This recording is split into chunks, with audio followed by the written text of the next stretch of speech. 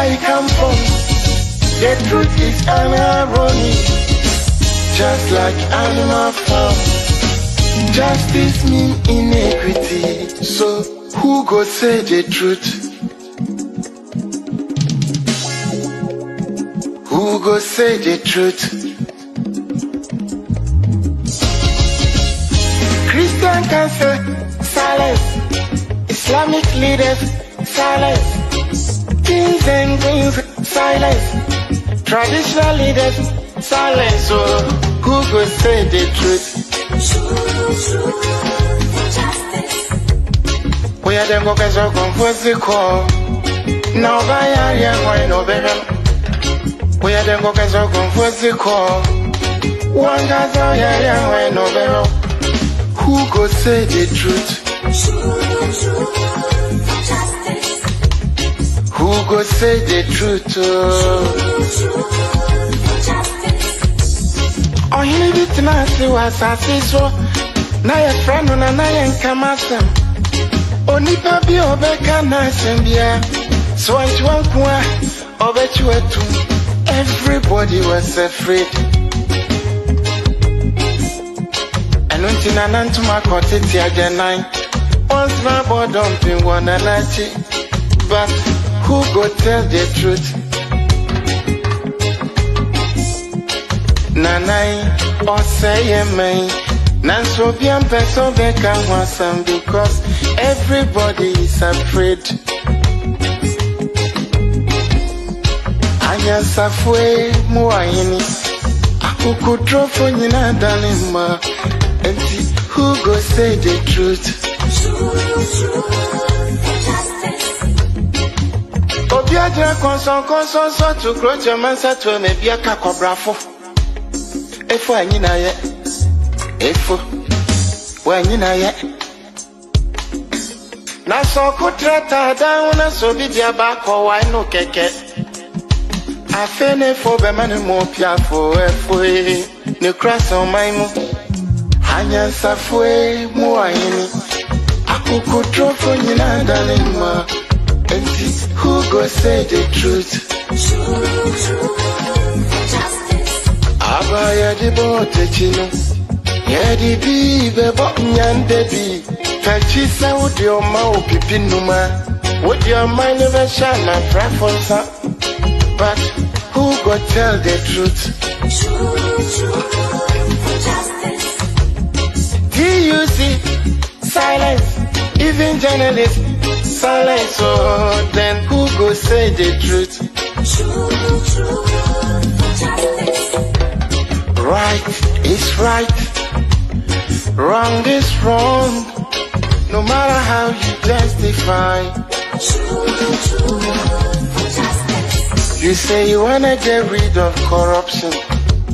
Someone want to help you. Now the person become your target. Jobless no they mean senseless. Poverty no they mean useless. One day then go resist.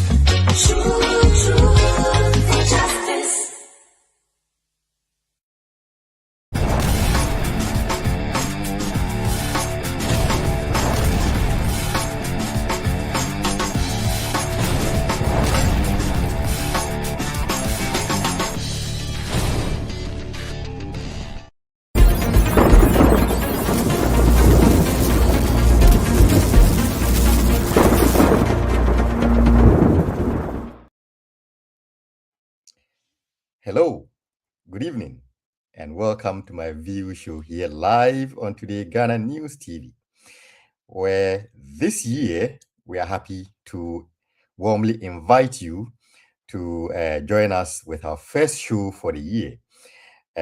Well, as I invite you and I welcome you, also welcome ourselves as well, because we have been out of air for some time. Longer than anticipated due to circumstances beyond our control. As they say, man proposes, God disposes. But eventually, we are on air, and that is what is important, and that is the most important thing. And so we are grateful to all of you, our viewers and our listeners, for making time to join us this evening for our maiden show for the year. And talking about our viewers and listeners, we would like to say a very warm welcome to our viewers and listeners who are joining us on Sakina Information Center in Tatali. Also, we are happy to welcome our viewers on Adilima Information Center. Also, a very warm welcome to our listeners on High FM 93.7 Achimhima in the Eastern region. Also, a very warm welcome to our listeners on the King's Radio in Accra. And also, we welcome all our viewers and listeners who are joining us on all social media platforms, on Facebook, on YouTube, on Twitter, on Twitch, on Instagram, and then on all other social media networks that you may be joining us from. We are very happy to have you, and we are grateful that you made time to join us today for the show. And talking about our first airing, this is like I said, this is the first time we're airing for this year, and since we have not had the opportunity of interacting with you throughout the year, I think it's only appropriate that we wish you a very happy new year and wish you all the best for this year in all your endeavors and all the activities that you engage in. Also, that is not the only thing that we are actually celebrating. Today, we are also marking a celebration and also congratulating ourselves and patting ourselves on the back for having spent 5 years on air broadcasting to you live as Today Ghana News TV. Today marks our 5th year of broadcasting, and we are very happy and proud as a media station that we have been able to chalk this feat. And for this, we are grateful to all our viewers and listeners who have made time to, join us in this journey and to be with us through this journey to this extent or to this far. We are thankful to you. We are grateful to you for your audience, for your commentary, and for keeping us relevant and for keeping us engaged with you throughout this period. Having said that, we are also grateful to all the guests that we have hosted throughout this period, who have made time to be with us, to share their opinions with us, to share their views with us, to share their expertise with us. We're grateful to all of them for making time to be on the show. We are also grateful to all the unseen fingers and unseen hands who every day of the week make time to make the shows that we bring to you possible, that we are able to air to you and to give you all the best content that is possible. On this day, I specifically pay homage to my producer Seth, who always insists that we bring you the best and that we bring you the best content that is supposed to be on air. Well, you know that as is traditional and as is customary, when we are celebrating, the best way to celebrate is usually to find ways and means of celebrating with family and friends. And as we mark this new year and as we mark our 5th anniversary of broadcasting, which other way could we have done it but to celebrate with a very good friend of the show who have come a long way with us in the show, always made time to join us and to be able to share his expertise and knowledge with us. And there's none other person that we could have had on this special day than Dr. Justice Salifu, who throughout our journey have traveled with us all this while, and we are very grateful that he makes time to join us whenever we call upon him. So we are grateful to Doctor for joining us to mark this occasion and to share his expertise with us this evening. Good evening to you, Doc, and welcome. Good evening, my brother, and congratulations for coming this far. You have been providing very valuable service to Ghanaians and Ghanaians in the diaspora across the world. And my prayer is for you to continue to have the strength to continue this trajectory. Thank you very much. And yeah, our prayer is also that in our next 5 years, you will join us again to celebrate with us, because you are well and truly part of our journey. And we are most grateful to you for always making time to join us. For our listeners who need reminding, Dr. Salifu is the head of research of NDC Pro Forum USA. He's also the patron of Tain at the Lakeside University in the US as well. So this is not news for our regular listeners, but for those who need reminding, this is our guest for today. Yes, Doc. We are well past the honeymoon stage of your party in power, right? And I'm sure that being on the ground yourself, you would have noticed that the honeymoon phase is over, and Ghanaians have started demanding their pound of flesh.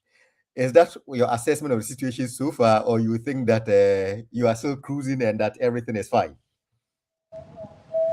Well, Ghanaians can see for themselves. Most of the things we complain about, they have either been reversed or they are about to.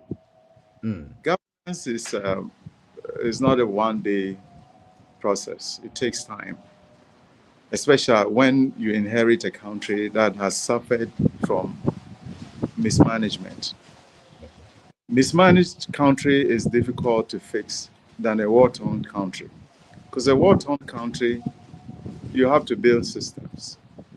But the word President Mahama used, reset, actually give the process a more weight than if we had come to just develop on no foundation. Because the expectation is a country is a continuum. And you always rely on what your predecessors do in order to build systems, to advance them so that they can respond to the needs of our people. But in this case, we inherited a very difficult country. If you look at the macroeconomic environment at that time, the indication wasn't very good. And President Mahama has done a lot to reverse some of this. And every Ghanaian can begin to feel that the country is on the right and irreversible footing. What we need now is to give the president our support. The president also needs to open up to Ghanaians and continue to be transparent. Transparency is very important, and that's what we have seen so far. Ghanaians grew very despondent because of the nature of the leadership we have experienced in the past. But I want them to be assured that President Mahama is doing his best. He has assembled the best team, and I believe that by the time we end this year, Ghanaians will begin to see the fruits of the labor of the government. Not every problem can be solved by government. When I say government, it means the people who are in power, who are running the affairs of the state. It needs the support of every citizen, and we must do that to complement the effort of the president and his team members. Well, that's interesting. I'm sure that as patient as Ghanaians would be to have the president eventually have this country completely turned in the right direction and to be able to put the country on the trajectory that it wants to go, there are a few things that Ghanaians probably would be a little impatient over. And one of those is the topic that we are going to be discussing today. which has to do with a story that came up, I think, about 2 weeks ago, where we woke up one day to a story that some goods that were earmarked that were earmarked not to have been goods that were supposed to be heading towards Niger, were cleared at Akano, and then they were meant to be bound towards the exit at Kulungugu, but somewhere in between the line, about 12 trucks were found to have had were found to be somewhere around the Afenya the Honyo route, and the amidst a lot of things in the story. I mean, the content of the goods was meant to be things, tin tomatoes, pasta, and some other, I think, cooking oil, and that per that diversion alone, the country would have lost as much as 85 million Ghana cedis. 85 million Ghana cedis is not a small amount of money. This money that can build hospitals, can build schools, can do a lot of things for the country. Now, if the president is on top of the issues and trying to solve the problems, why do we still have problems like this 1 year into the tenure of the government? Well, the incident that you just highlighted is not an isolated one. Ghana has been going through, just not Ghana, but most developing countries. Corruption has been one of the biggest issues that held our country back and continue to do so. And for us to fix our country, we need to deal with corruption to a point where our nation's integrity can be one of the factors propelling us to develop. Now, revenue sources of this country are too many, but one of the main sources of Ghana's revenue comes from the taxes that we pay. And if you look at the GRA, many people know it's not a secret that it's been going through this for some time now. You remember Atomils had to go there and yeah. I remember the famous or infamous footages that we all saw, and he said the things that we have always known, that these days when people graduate from school, one of the places that they want to work at is with the port or work with customs, and that people work there for a year or less than a year. They buy houses, they buy cars, and this has been the story of the day. So, like I said, still brings down the question to the same thing, that we've always known that this exists. So why do we have this down the line? Yes, the problem is that when we experience these things, sometimes you read that in the news and there's no effort to change the system. Because if you don't focus on changing the system, people will come, people will go, and they will all devise new ways of creating this sort of incidents. We import heavily, and therefore one of the ways government can raise revenue is to tax. And when they don't receive taxes, it affects fiscal consolidation that the IMF is supervising us to undertake. Because if you don't raise enough revenue and your expenditure remains the same, the country will be in trouble. You'll be compelled to borrow. And when you borrow, all the horror things come along with it. So this incident just reminded all of us that our country is still in the wood when it comes to corruption. Corruption takes about over 3 billion every year of our resources. And that's pretty huge. But to end corruption, we need to do so many things. And I think our leaders know the solutions. But you can't stop corruption just in a day by saying that people stop corrupting, because you are dealing with human institutions that are run with human beings at the center of it. And You all kinds of you factors. you remind me of former President Kufuor, who said corruption has been there since Adam. Yes. Yes.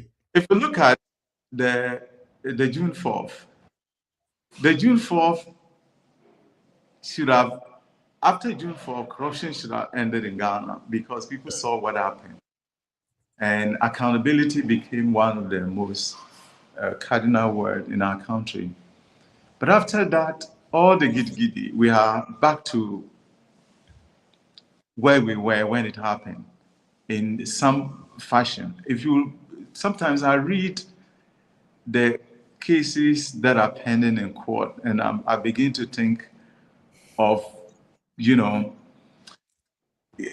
long way we still have to cure corruption in this country.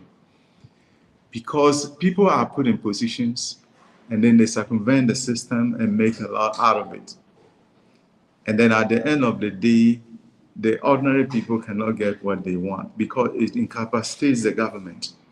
And if we don't fight corruption and bequeath this country the way it is to the next generation, we'll be the most cursed generation. Because the expectation is that we build a country that thrives on integrity, and the systems are working. President Mahama's research encapsulates so many things. But I think the first phase is to find what is wrong with the country. We all know why people are corrupt, because everybody wants to get ahead of the rest of us. But we need to create this incentive. We're talking about reparations, that the Western countries should give us reparation for what we suffered. And I wish we could do the same thing with those who have profited from this country, who took a lot of resources from government, because we have always been at the mercy of them. Drugs are not in the hospital is because government cannot provide. We can't get the right education, means government cannot fund certain programs to give us the best education. So corruption for me is the center of our fight to reset Ghana and also put it on the right and reversible footing. Other than that, if we don't fix corruption, one day citizens will be so agitated, say that they want to take, civilians want to take over this country and fix it themselves if our leaders don't. And it will be dangerous if it goes that way, because with the military, you have a command structure. So the commanders stop, they stop. But if we leave it and it get up to that level where citizens take over it, there's no command structure. And we witness the worst. I don't pray that happens. But whatever government is doing, they should fight corruption seriously. And the 85 million that the person was able to evade, it can happen. Maybe it has happened after this incident. Because what made it to happen, we haven't changed that. There must be a system. For example, if we are importing 1 billion cans of oil into this country, and we know that 1 billion, this is the amount of tax we expect, that should give us clue as to whether we are recovering everything that is due government or not. And if we are not able to get that amount, it means that someone is profiting from it. We need to create a situation where the person cannot do that. And this is very simple. Advanced countries have done that. You don't only use technology, IT systems, but you create a system that can make people accountable. For example, if you take the US, for example, when you file tax, when you buy something from someone, and then you report the tax, there's an incentive for you. So the person paid the tax. So someone is watching the watchman. So if you evade it, the other person who would have benefited if government had gotten the revenue would definitely report it, and we can tell. So if someone reports and the importer is an incentive to pay it, they will really make sure that whoever receives it report it, because they will report it to claim whatever they are getting from it. And that system can work effectively. See, the foundation of all this is the way we do politics. Politics has become so transactional.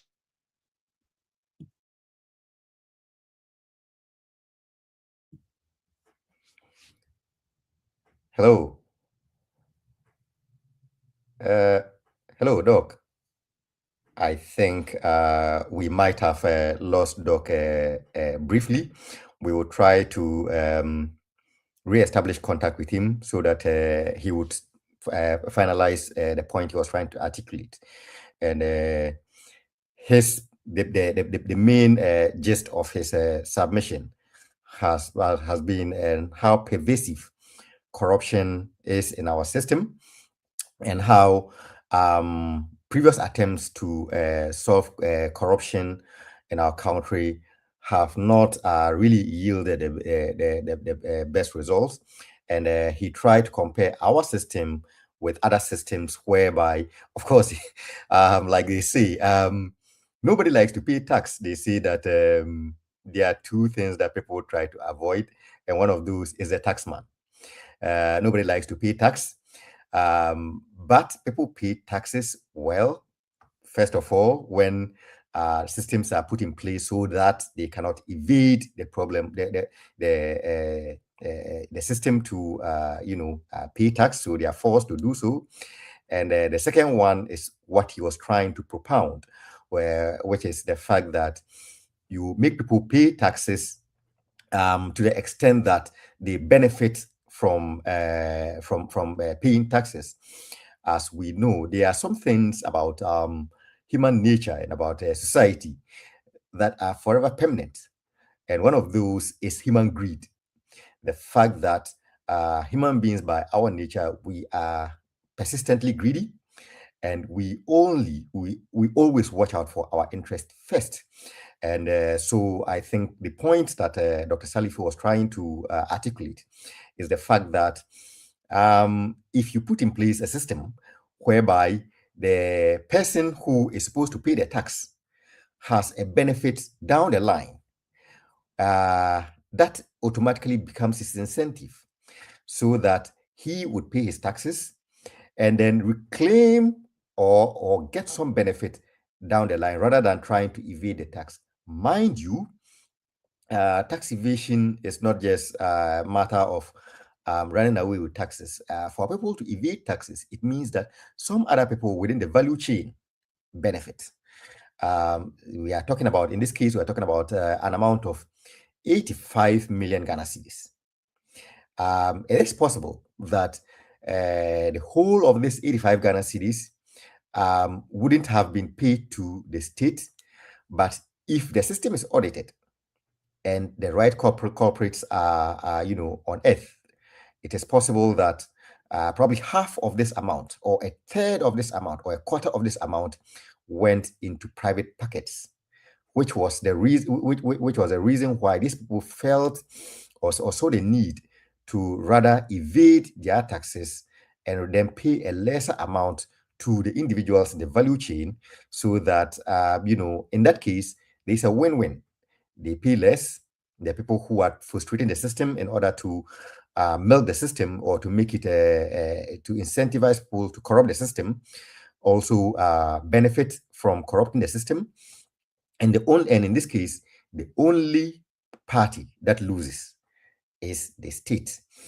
And when we talk about the state losing, most often than not, it is lost on we, the citizens, on how losses to the state actually mean losses to us as individuals.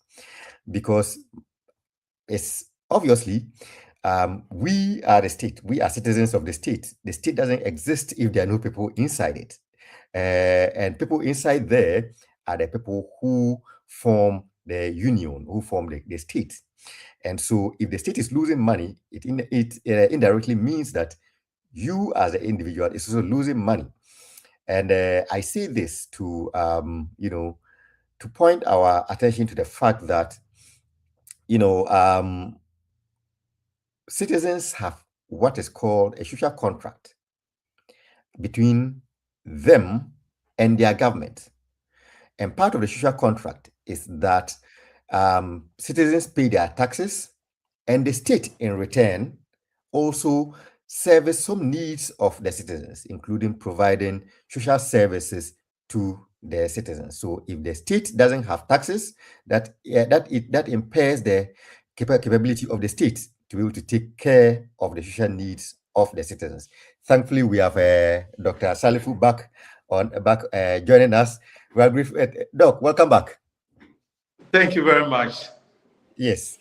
So we lost you briefly, but before we lost you, you were talking about this relationship, of corruption and how the state is bleeding through the illicit activities of a few miscreants among us who are taking advantage of various situations. And you're actually talking about, incentivizing the, importers and those other people, so that there is a benefit for them for paying their taxes to disincentivize them from evading taxes. So take it over from there. Yes, like I said, we need to build systems. It is systems that can fight against individual activities. And for most part, if you look at our country, for some time now, the way we fight corruption, the model is very weak. It doesn't have efficacy to really address the issues. The same person you put at the port to get corrupt, send that person to China to do the same work and see whether they will do the same thing or not. Because China will execute a corrupt person. Or Malaysia or Singapore. Yes, we don't have death penalty. Now we feel that there shouldn't be death penalty. I always say, if someone is accused, government official is accused of corruption, they are asked to go back to their bungalow at cantonments pending exoneration. And that person, if you trace how they came into government, you will understand why they can't do anything to them. If you take 1 million, if you take 200,000, just donate it to a presidential candidate and sit in your house. Don't even campaign.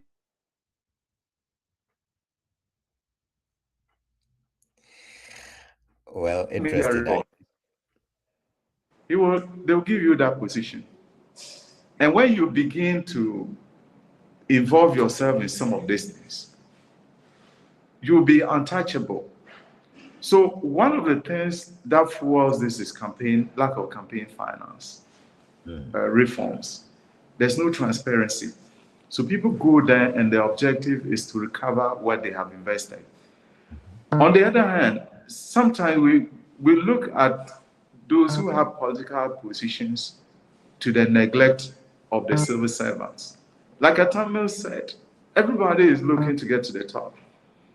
Someone will start working at a particular place, and then within few months or years, they become so successful, and there's no accountability.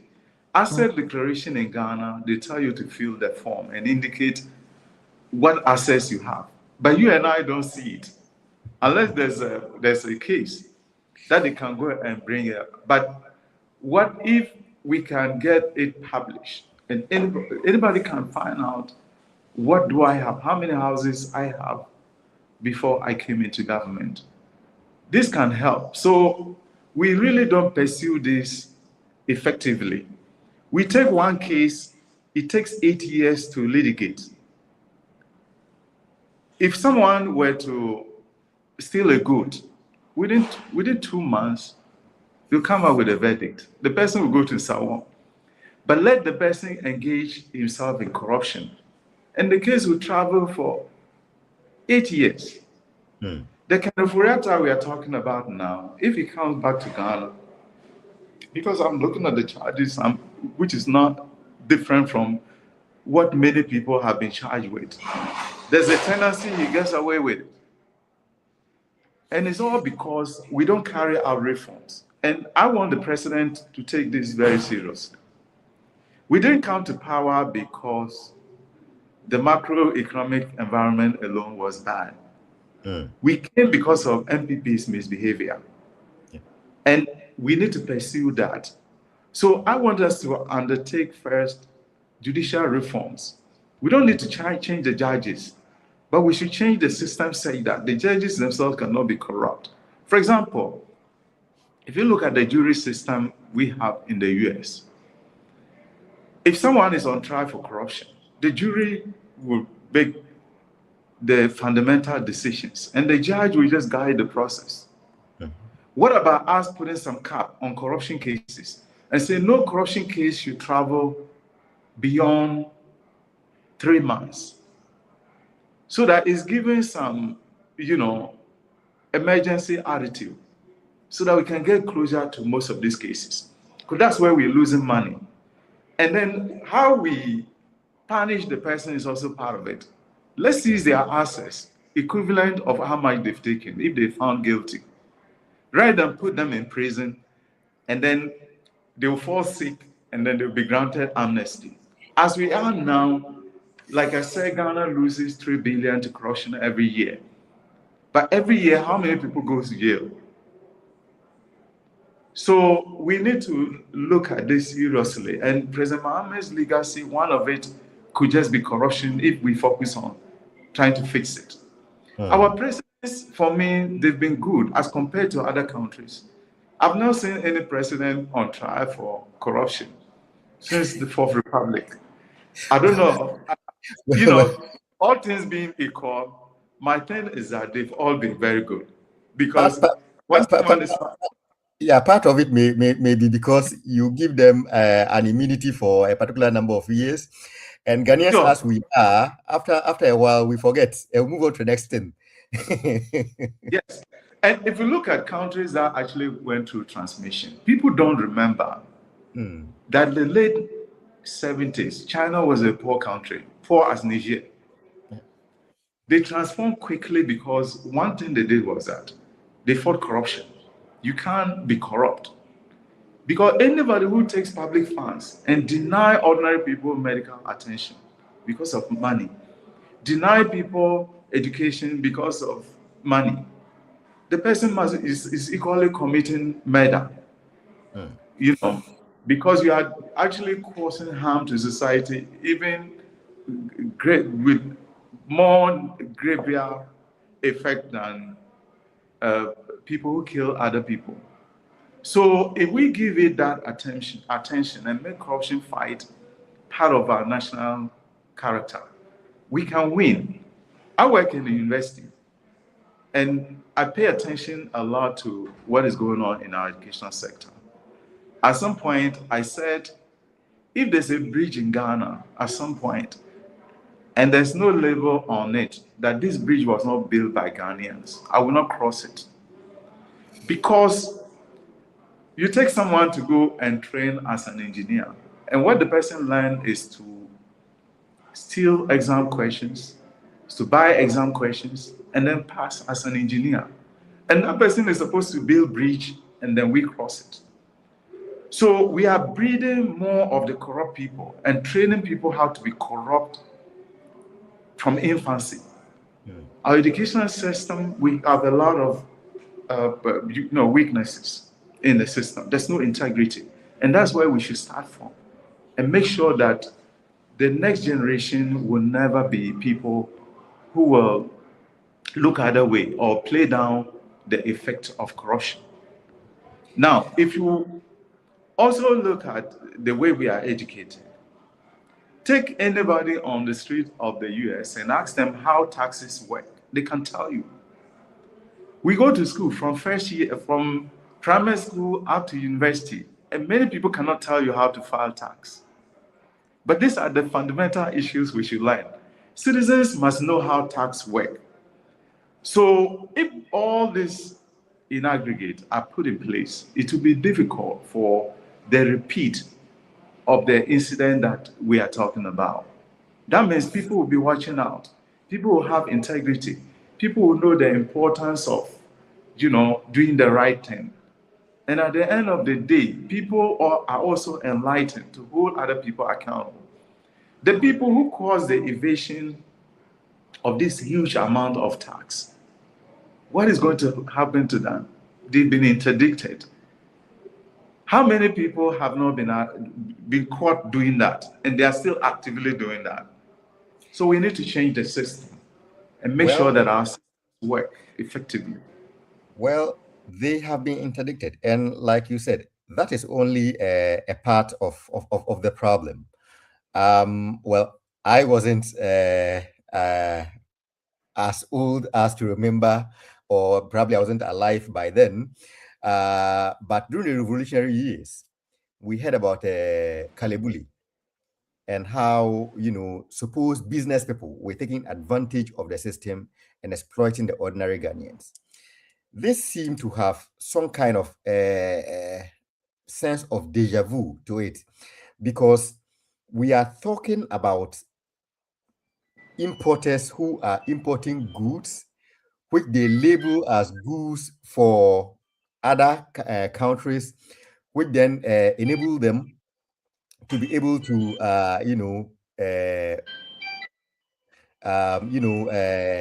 go through some of the tax processes.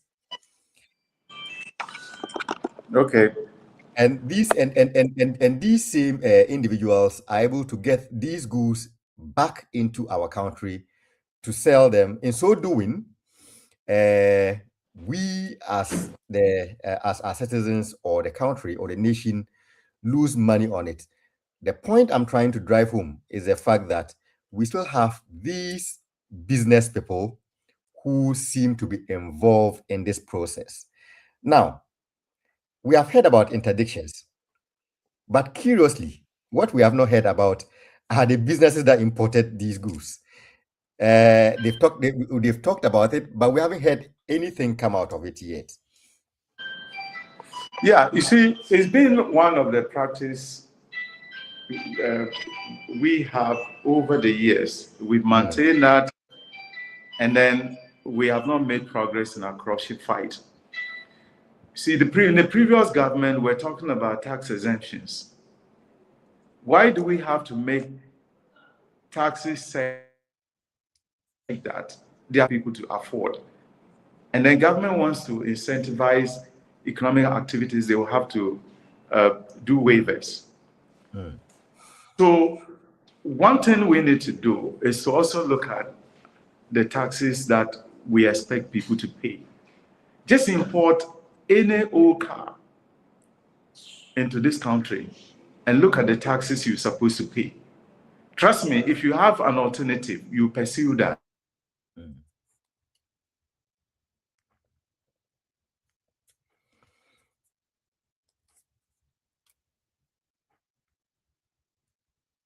Yeah, so I think we have lost Dr. Salifu temporarily again. I presuppose that we will try and get him back online for the final lap of the show. But before Doc took leave of us, or before we lost him, he was talking about the tax system and the kind of taxes that are imposed on goods that are imported to the country, that makes it a disincentive for people to want to comply with the tax system. And he was talking about making reference to importation of cars, for instance, and then you can glean from where he was taking that discussion to, that he's talking about, give or take, largely Ghana is a net import dependent economy. What that means is that we import more than we export. And if that is the case, and of course, government would want to look where they can get the most revenue from, and that probably would be the fact that if you are importing more, probably you tax more from that place, to be able to generate the revenue that you need. But the downside of that is that you basically tax everything to death, and that for goods, for instance, that you do not have alternative, substitutes for in your that you produce in your economy. If your strategy is to continue to tax most of those, what that means is that the demand for those are basically inelastic, because people need those goods or services one way or the other. And so they do not have, they cannot switch between those and others, and other goods and services. And so if the strategy is to tax those heavily, it incentivizes people to find ways of paying less for the goods the goods that they definitely and they desperately need, to be able to take care of their basic needs and their survival and the survival of their businesses. But if these were elastic, if these goods had elastic demand, of course people switch to locally made. But in the absence of that, they have no option. Yes, Doc, you were talking about the heavy taxes that are imposed on imports that are brought into our country. Yes, I think one of the factors is the ability to pay. And if you look at prices, we don't have price control system. Price gouging is not a crime in Ghana. So if you don't lower taxes, you're going to create difficult economic conditions for the poor, because the taxes that all these people evade, if they had even paid it, they would have passed it on to the consumer. And at the end of the day, prices will be very high. So we need to replan our tax system and find out what taxes we can collect from people that will not hurt one, private sector, and also individuals. Because you see that conditions are very high in the advanced countries, because they have big companies. Most of the taxes are paid by these big companies, so they are able to mitigate the effect on the poor. But in our case, it's direct. If you are a poor teacher and you import car from wherever, the taxes you pay will be said that you won't even start that idea in the first place. So people lack things, people don't import, and we are building global economy. There'll come a time, we will also be exporting. And the economic dynamics will be in favor of countries that try to pursue lower taxes to empower their private sector. Because you see, tax is a disincentive to private sector development. When you increase taxes, the idea is that you are assuming that government can spend money better than the private sector. So you take money from the private sector, give it to government. But in advanced countries, they rather reduce taxes so that the private sector will have more money to invest, to create jobs for people. Government doesn't create jobs. It's the private sector that does that. So anytime taxes are lowered, it goes on to help private sector to undertake activities to create jobs, and then also continue to increase aggregate demand needed to power the economy. Because if people keep, for example, income taxes, it helps them to increase their purchasing power. They will buy, and at the end of the day, the sellers will sell, and then reinvestment will have to occur. So the economy should be planned, say that we shouldn't rely too much on this. And the informal sector is very huge in Ghana. So we need to formalize some of them. For example, I do little building. So I have a mason come to do work, and I pay the mason. When I pay the mason, he receives, if you calculate how much they receive, it's more than a policeman. But the Mason doesn't pay tax. It's the policeman who pays the taxes because it's very easy to collect. But if we do a little bit more work and look at some of these things, if they incentivize me, if they say, oh, if you hold taxes on whatever you pay Masons, we'll give back to you 25%.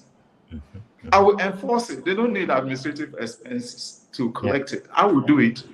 And the government will pay me that incentive. So at the end of the day, we have multiple sources of generating revenue than to focus on just imports.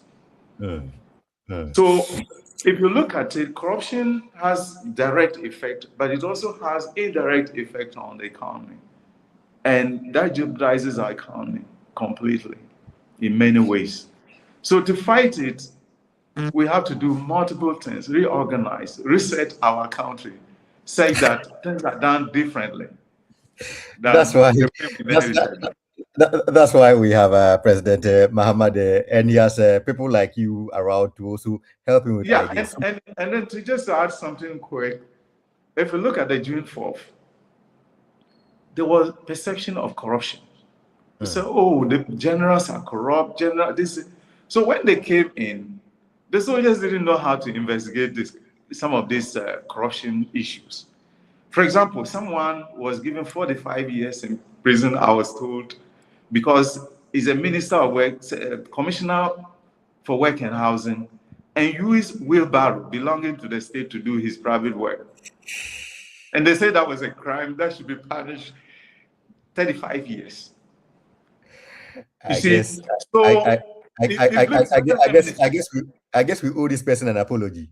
Yes, we talked about corruption under MPP so much. Say that the expectation, people are expecting that President Mahama should just get up and allow the military to go and arrest anybody that were accused and then put them in jail. But it doesn't work like that. There's a need for reforms to be carried out. Let's introduce the jury system. And the jury system, people will sit in and listen to the case and make a decision. And their decision will be more powerful than the judge. But if we leave it to judges, it will not see that the judge may overlook certain things. And that's how the Western jurisprudence is built on. Their systems are built on the assumption that our peers can contribute to good decisions. And we should do that. We should put a cap on how long corruption cases can travel. And ultimately, I believe that we should make corruption punishable by death. Even if we don't hold people for that, let that be one of them, so that people know that we are serious. That's a long call. Maybe we'll have you come back so that we talk about that in detail, because this is a completely new topic altogether that we need to discuss. So okay, I think today we don't have enough time to go on break and come back, so we are going to just go straight away to take some comments from some of our viewers and listeners. Then we come back and we'll end with you in the last lap of the show, just a few minutes. So let's take a few comments from our viewers and listeners who have joined us. And as we wait for the comments to load, we are grateful to our listeners who joined us, those who have joined us in Adelema, in Sakina Information Center, in all social media platforms who have joined us this evening. We are grateful to you. Unfortunately, we don't have the names, but I can glean that this is NDC Diaspora Union. You are saying, comrade, welcome back on screen and congratulations on your anniversary. The sky is your limit. You are watching from Amsterdam, Holland. Thank you very much, NDC Diaspora Union.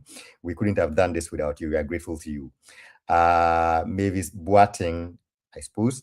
Congratulations to TodayGhanaNews TV. Yes, Dr. Salifu has been a very helpful and supportive, have been very helpful and supportive to this program. Thank you very much, Mavis, for acknowledging the contribution of Doc to our program. Nanata Fung, you say, wow, you are 5 years already. Congratulations. And may you continue to grow in grace. Thank you very much, Nada, for being with us and for being part of our journey. We are grateful to you. Robert Kimpe, bravo, you are watching from Paris, France. Congratulations for your anniversary. Thank you to you, Robert, and thank you for always joining us and joining all our programs.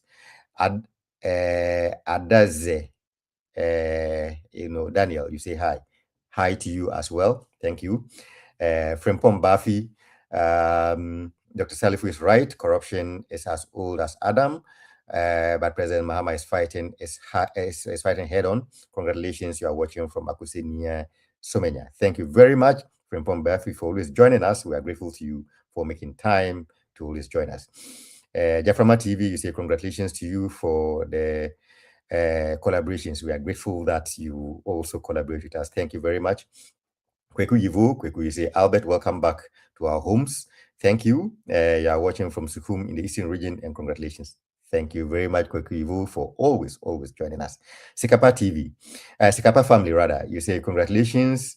You are watching on YouTube from Jumapu near Koforidua. Thank you very much, Sikapa family, for always joining us. Zibodi Efua, you say you are delighted to watch us from Sunyani. Congratulations. Thank you very much. Nyame Yao Boy, congratulations. Thank you very much. Nyame Yao Boy, you are watching from Nkwanta in Oti. Your curfew has been reviewed to 10 p.m. Life is getting back gradually. We are thankful that gradually life is getting back. We hope that in the near future, life would get back to normal, complete normalcy, and that you can get about your normal duties with ease. Thank you very much for this joining us.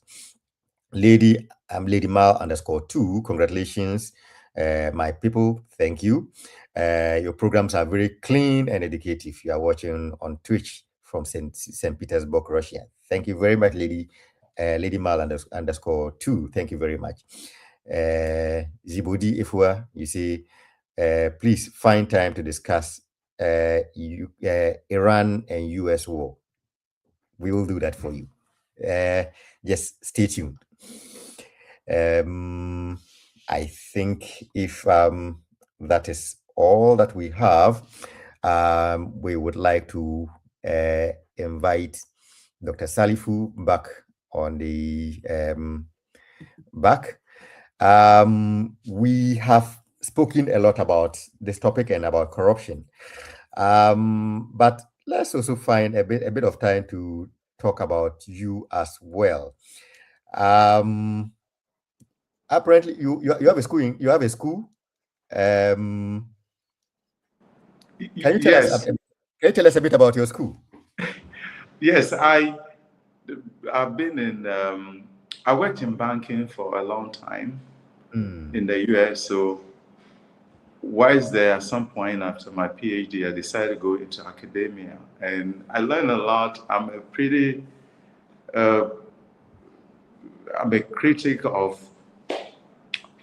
educational inefficiency. So, after observing our system here in Ghana for some time, I came to the conclusion that the only way we can transform this country is to transform our educational system. So I decided to set up my own university. So I've been working on that for some time now.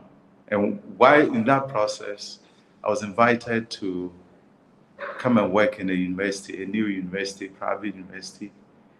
So I've been carrying out a lot of transformational activities to ensure that we transform education.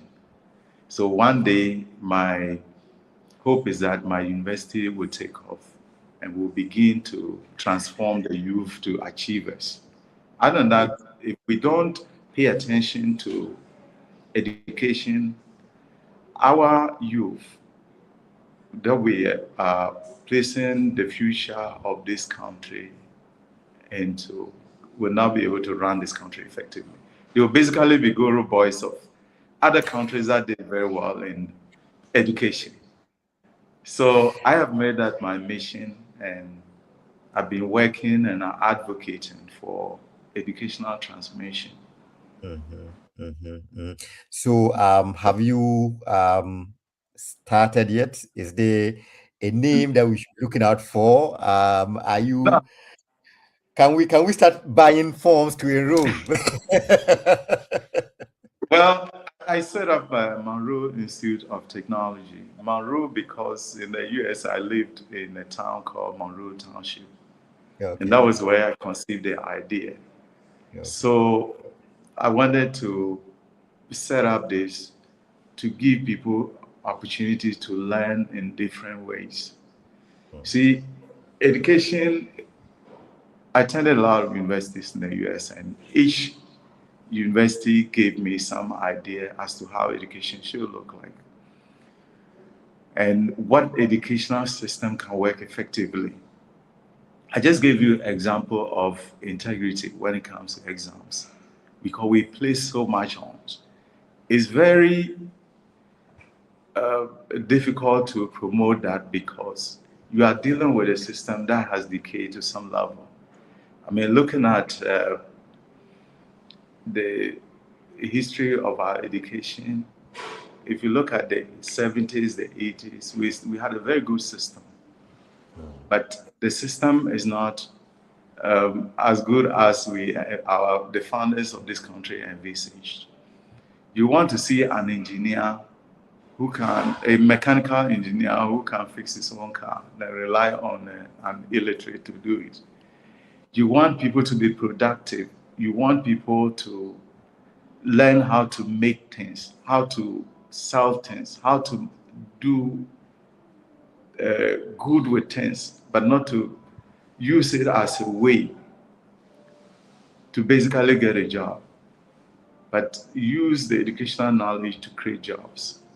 And that's how you can develop your country. If you look at China, Singapore, and all these countries, they started with education. They invested a lot in it. And by investment, you don't just throw money at it. You look at how you can, train the person to be useful, to know how to innovate. One thing that is lacking in Ghana is innovation. Once you get a job, they will train you what to do, and you can't do anything differently. So I've had a lot of problems with it working in the public sector. People want you to do things the way Nkrumah did it, and then we have to keep doing it the same way. If you do it out of the norm, your boss even feel threatened. They feel that you want to take over their job. So I want that culture to change, where efficiency is injected into how we educate ourselves, how we create a mindset of people innovating, and innovation can add a lot of value to the quality of life and many, many other things. If we are developing our country, pursuing private sector development, then we must have that culture so that we don't rely on anachronistic ways of doing things that have not worked. Even fighting corruption, the corruption we're talking about, with the right education, we can do a lot. People are still very glued to old systems. When you go to open bank accounts, they want your passport picture. But in the US, they set up a company. The information goes to the banks, to go to everybody, and they come to you and ask you, do you want to open bank accounts? They will rather be pursuing you to open bank accounts because the system works, and you don't need a passport picture to go and open bank accounts. Why do we need that? When we have Ghana card, you can use the Ghana card number, which is good enough. So I think every transformational agenda we have that can really propel this country to develop status need to be embedded in our education so that people can learn, people can have the freedom. University should, for example, should be a resource center where people get to learn all kinds of things, how to network, how to do so many things. So we remodel the kind of youth that we expect to run this country in the future. Yeah, wonderful. Yeah, it's interesting. I always say that education always have topic education always have a special place in my heart, and it's good to learn that you have taken this head on, and not only concentrating on imparting people with knowledge, but also imparting people with values, and imparting people with practical skills that they can go out there and transform society. And like you said, this is exactly what we need to be able to move leapfrog like China did, as you said earlier, to be able to join the advanced society. I have no doubt that we are going to have a separate session where we talk specifically about your school, and for us to get to know the school much better, and for us to get into the meat of it. Most definitely. Yes. Education has changed, some of us very quickly. We're all encouraged to go to school because it was very simple. The equation was finish school, look for a job. Look for this, look for that. But change of environment changed my mindset about education. Because, you see, education gives you, it should give you almost everything, holistic stuff. You will learn how to create a network. Network is one of the valuable assets you should have. Right. So back in our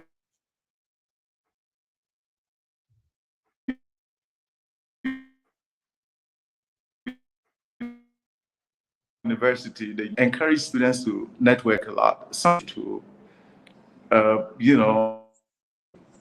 because when you sit with people and the facilitator, I don't want to use lecturer or teacher, facilitator, you facilitate activities.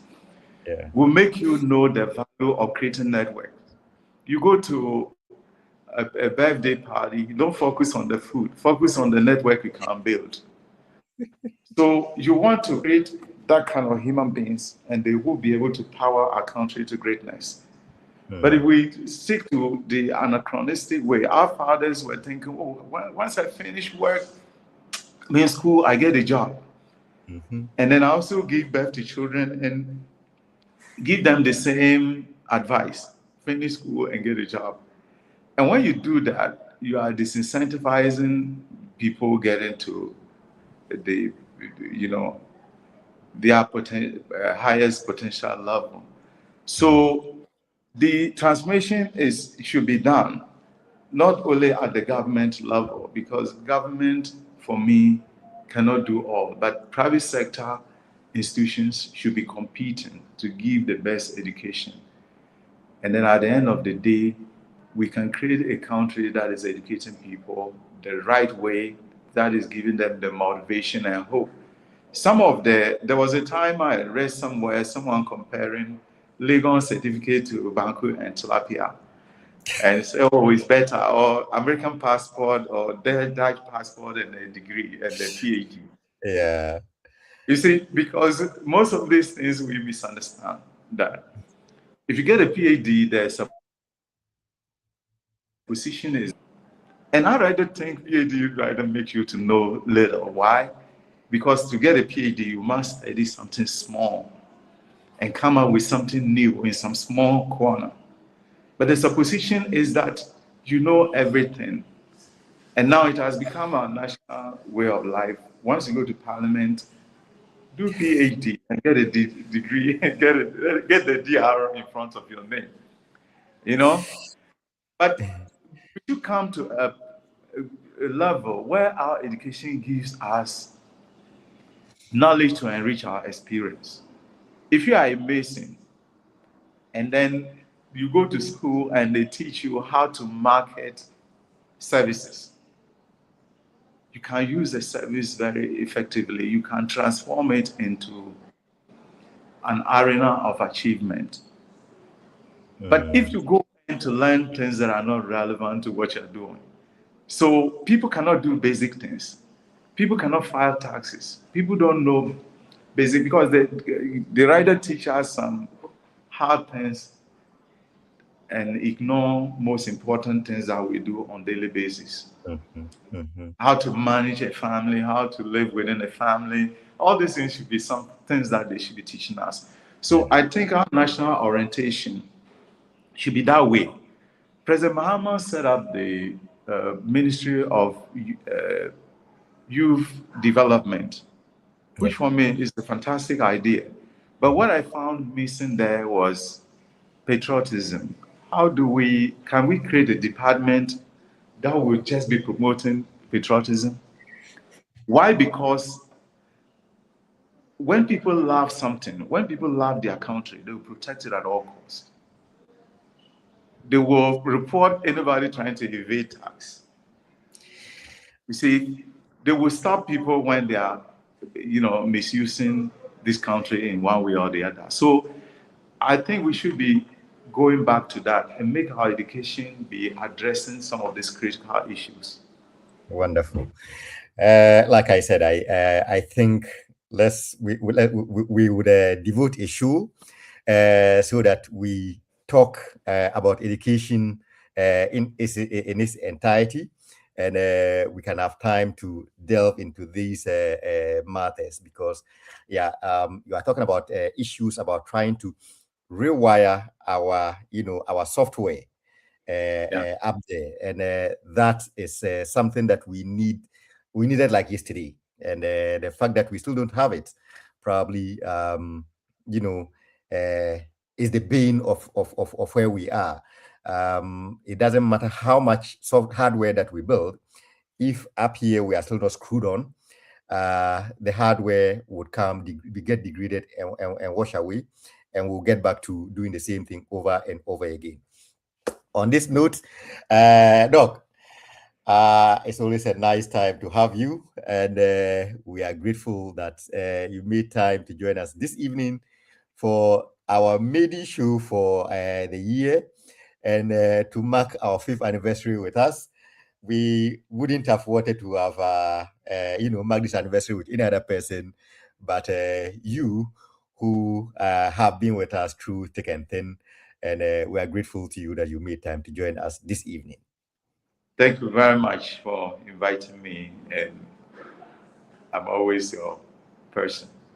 Thank you very much, Doc, for being with us. So we wish you all the best for the rest of the day. We pray that you don't get doomsday again, and that you enjoy your time in Ghana.